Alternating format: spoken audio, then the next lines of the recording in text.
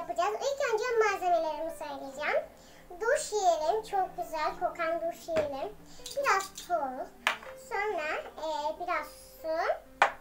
Slime jeli, pembiş tozumuz. Olmazsa olmazımız tıraş köpüğü ve bir adet de su.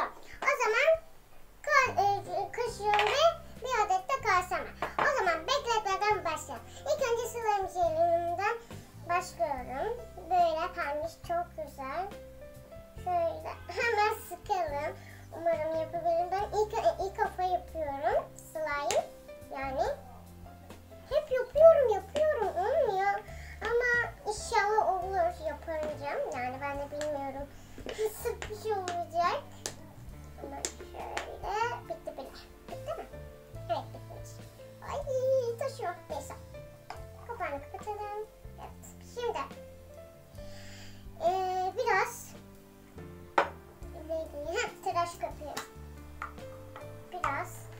Biraz su ekleyelim, pardon. Tamam, bu kadar yeter. Suyun koymasına dikkat edin çünkü çok koyabilirsiniz. Bu niye olmuyor? Ay, yere batırdım şu an. Tamam, bu kadar yeter, çok. Ve şöyle tabağımı sığırıyorum. Devam ediyorum. Karıştırmayalım. Bakın şöyle bir kıvama geldim. Şöyle göstereyim. Nasıl ki karıştırayım.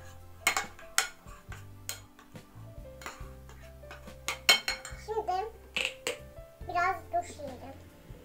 Tamam, bu kadar yeter, çok güzel.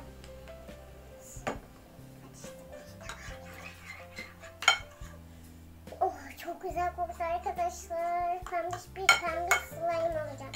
Şimdi Allah, kaşık içine düştü. Neyse, sorun değil. Şimdi bunun tuzunu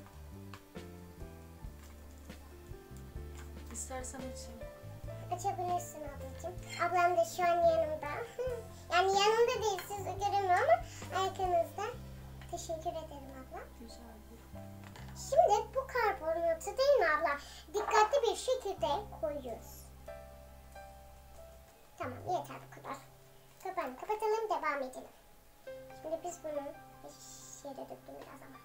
Dikkatli. Tamam, yeter bu kadar.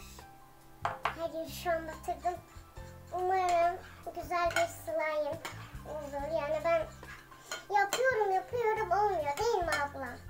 Hep çöpe gidiyor. Ama yapabilirim. Hı? Toz dök. Biraz şu tozdan dökebilirim. Ya da şu tozdan dökeyim biraz.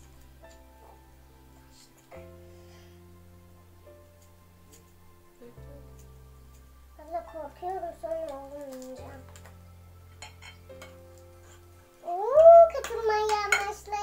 Katılmaya başladı değil mi abla? Birazcık daha koyacağım. Ay, kaşım battı. Şöyle. Arkadaşlar, umarım slime'ım oldu. Birazcık katılmaya başladım. Yavaş.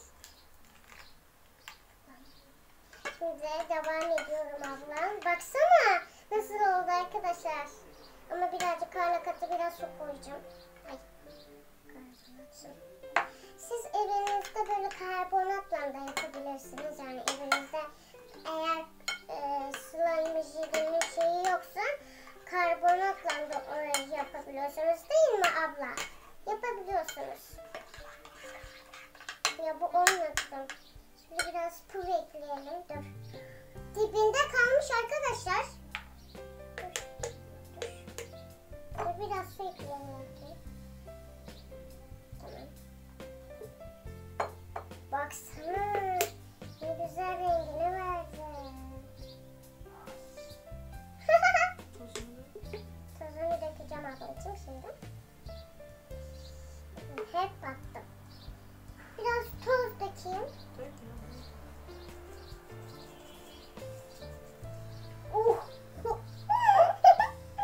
Çok kaçtı. Abla, bence çok güzel oluyor. Dökme yeter. Dur. bunu elimden karıştıracağım ama şimdi değil. Pulunu ekleyeyim. Olmadı ki. Dökme bence hepsini.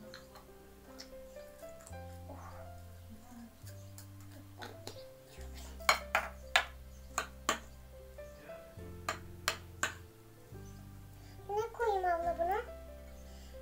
Biraz karbonat koyayım. Ya arkadaşlar, benim şansım nedir ya? Benim şansım. Biraz elimle karıştırayım. Şöyle sarayım. Ablacığım biraz karbonat koyabilir misin?